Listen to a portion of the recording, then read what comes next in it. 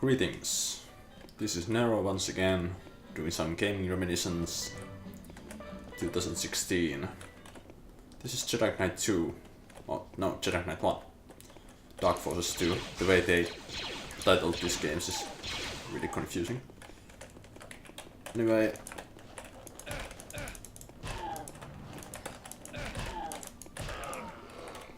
more games to talk about, and this time it's Kingsfield. Kingsfield is actually something someone I know just reviewed on their YouTube channel. But I'm going to talk about it anyway, since that's been my plan. I actually wanted to talk about it in the previous video, but had no time. No time for that. Fuck, I died. Forgot there's a drop there. Anyway, Kingsfield is a game from Software, released in 94 or 93, I forgot which one. And that game is a dungeon crawler, but it's also an action RPG. And it's very clunky to control, it's not very pretty, being a PlayStation 1 game from 94. Oops.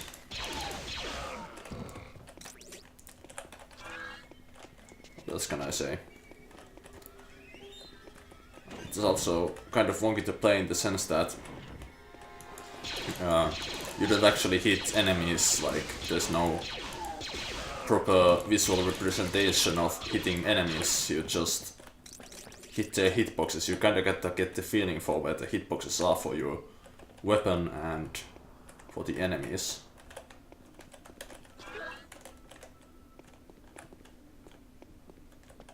Then there's...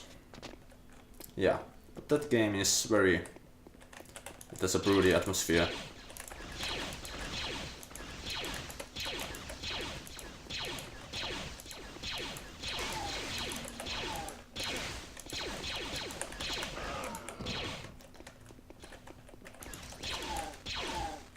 That's kinda cool.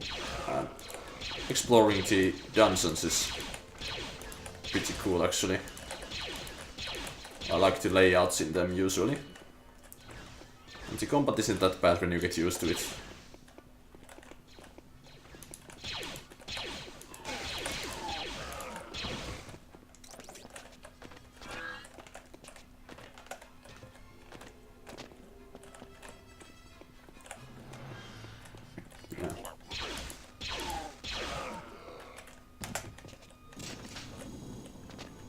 Secrets here, no secrets there. It's not a very recommendable game. I think you need to have the kind of right mindset for that game before playing it. Let me save the game here.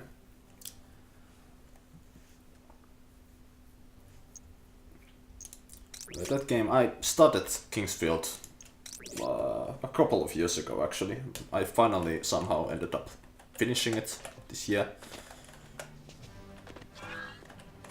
It's not a very long game, you just gotta play it until you win. That's not what I wanted to do.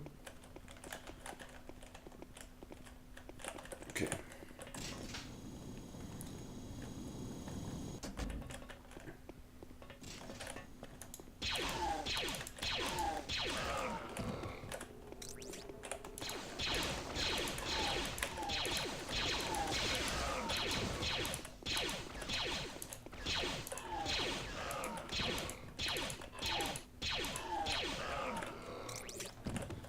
Yeah, enough about Kingsfield. I don't really remember anything else about it that would be notable.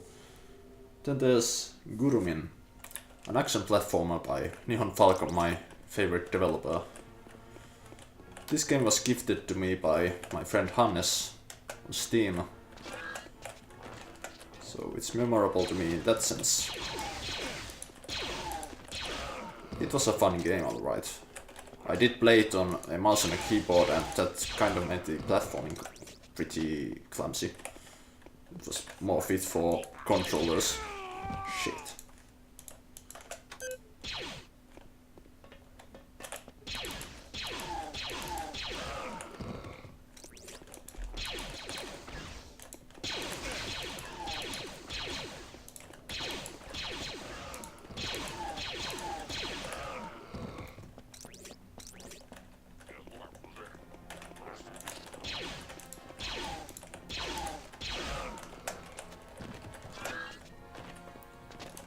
It's a really... It's got serious aspects, but it's not a very serious game overall, I think. That made it a pretty refreshing game, especially after Kingsfield. It's probably a way to get up there. I don't remember this stage that well.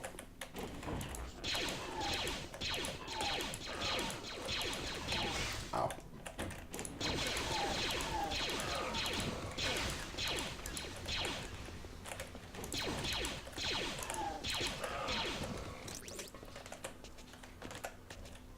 Actually, I want to test this one thing. Okay, those blow up. I could have thrown them out with that.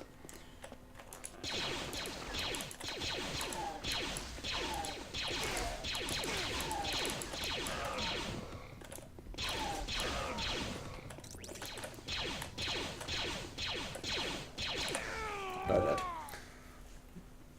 I don't have anything especially memorable to say about Gurumin. Other than that, it was an enjoyable experience. So we might as well carry on.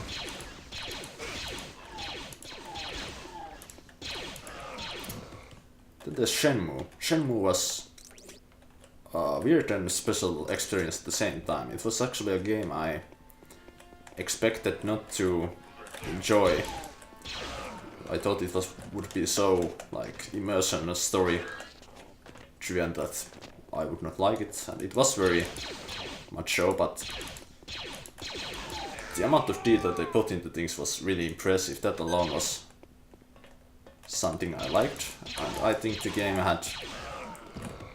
the combat in the game was pretty good, so that kind of carried the basic gameplay aspect in it, among all these special things, so it kind of had a focus, despite being a game that I expected not to be a very focused experience.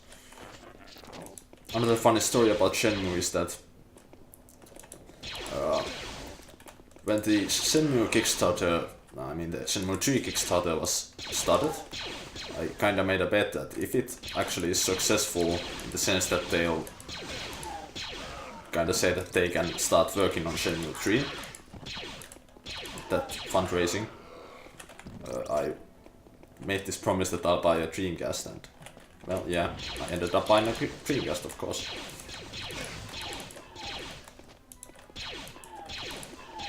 It's a cool device, but the one thing I don't like about it is the disc reading errors.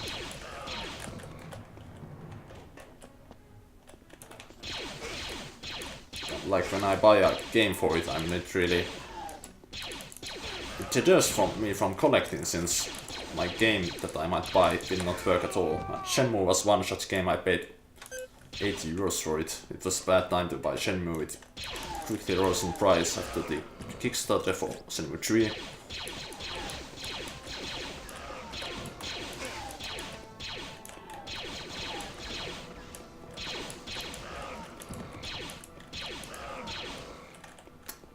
Yeah, that game did not run off the CD-ROM, so I burned it on CD-ROM, and that worked.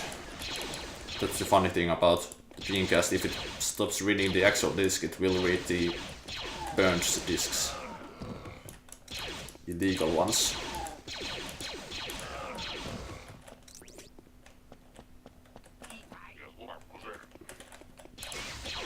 Oh, there's Gregorian there. I still need to play Shenmue 2, but I actually need a new VMU so that I can actually save in that game without deleting any of my old saves.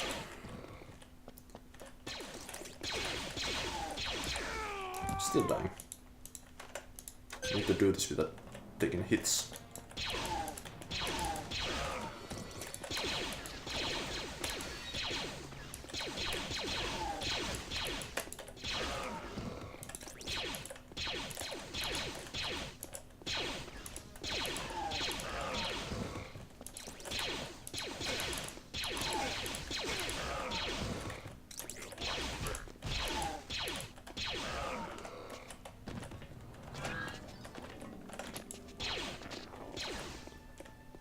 Don't know what else to say about Shenmue.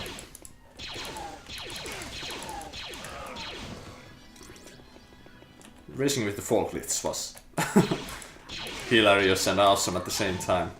I think the music at that part was Cross Heroes, user Cross Heroes, so that added to the punch to the face.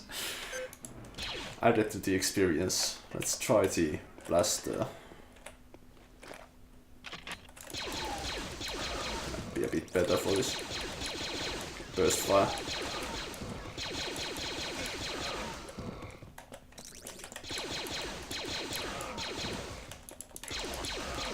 It also deals more damage per shot. Okay, it's a better weapon overall.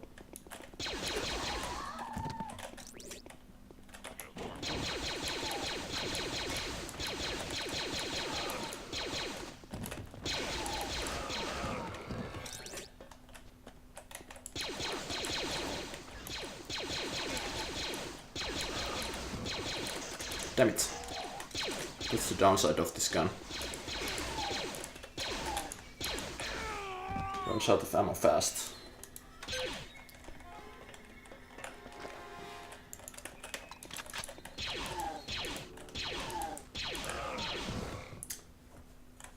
Yeah. I talked about 3 games now, so... Okay, let's mention Dragon Guard. Dragon Guard is next in my list. Dragon Guard. Been trying to play it for a couple of years now. I bought it in 2014, I believe, or 13. I don't actually remember. It's not a good game. Like, I actually hate how the dragon segments, like the air segments, are really fun. Some people don't like those at all either, but the melee segments are just trash, so it makes me feel like it was actually pretty fun, like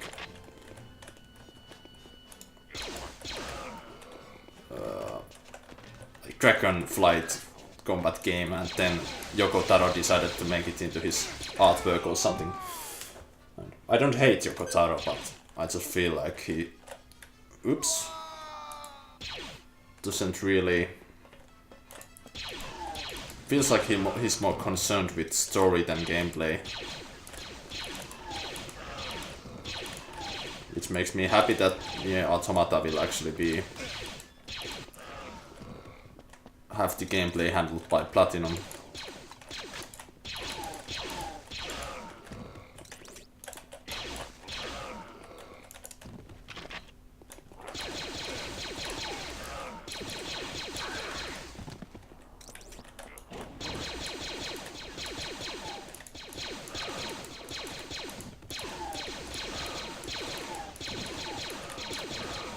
I didn't finish all the endings of the game. I do know what will happen, I've been spoiled about it, but I don't really care about playing it enough to get that ending, or the 4 extra endings it apparently has.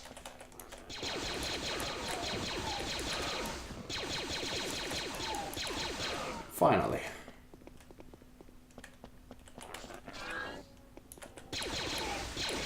Unless this guy kills me. Yeah, he did.